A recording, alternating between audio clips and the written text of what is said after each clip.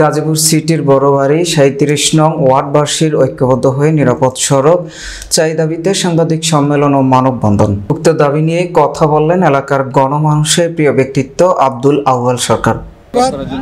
সাংবাদিক ভাইদের আজকে আমাদের মানববন্ধনের উদ্দেশ্য আমাদের প্রতিদিন ২-৪ জন করে ভাই এবং শ্রমিক ভাইরা রাস্তা পারাপার প্রতিদিন ২-৪টা করে দুর্ঘটনা অনেকে মারা গেছে। 7 দিনে আমার মনে হয়েছে 10-15 জন মারাই গেছে।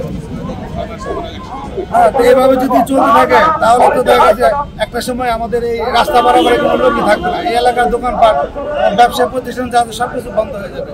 সে লক্ষ্যে আমাদের মানববন্ধন যেন ঊর্ধ্বতন কর্মকর্তা যারা আছে, যারা প্রশাসন থেকে শুরু করে বিএনপির নেতৃবৃন্দ যারা আছেন সকলের জন্য আমাদের বড় বাড়িতে সুদৃষ্টি কামনা করছি, তাদের জন্য রাস্তা পারাপারে আমাদের একটা সুব্যবস্থা করে দেয়। আপনারা কি এই নিরাপদ সড়ক চাই এই ব্যাপারে কোথাও কোনো লিখিত আবেদন দিয়েছেন কিনা? আমরা এটা দিব, আমরা লিখিত আবেদন সমস্ত জায়গায় দেওয়ার চেষ্টা করতেছি।